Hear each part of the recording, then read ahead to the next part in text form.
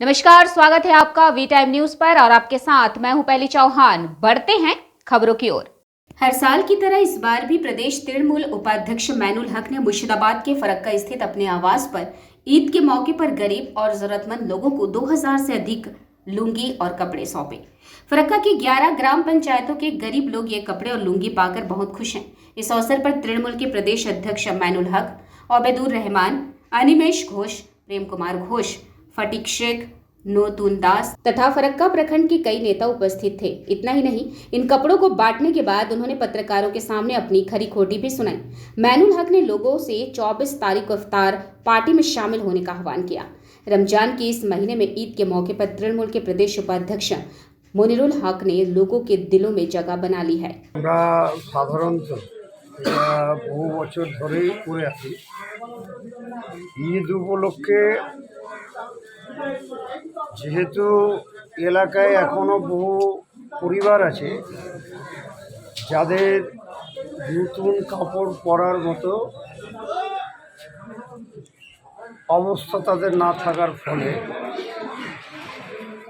আমরা কিছু পরিবারের জন্য, সবাইকে তো আমরা পাই না, কিছু পরিবার যাতে যারা অসহায় পরিবার, কারণ অনেকে অনেক রকম সংখ্যা নিয়ে অনেকে বলে যে কম হয়ে গেল, এই হলো। আমরা বলি যে যদি আমরা একটা গ্রামে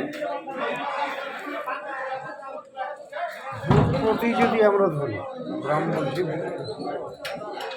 যদি 200 করেও যদি আমরা বস্ত্র দিই তাহলে ক্রাইসিস হবে। এটা আমার অভিজ্ঞতা থেকে বলছি, এটাও বরাবরই দেখি।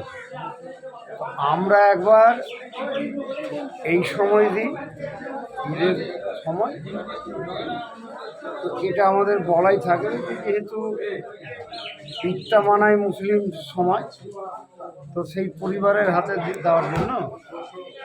আর যখন পুজোর সময় দিই তখন বলে দিই আমরা যে এটা পার্টিকুলার হিন্দু পরিবারকে দেওয়া যায়। এইভাবে কত সংখ্যায় দেওয়া হয়েছে আজকে?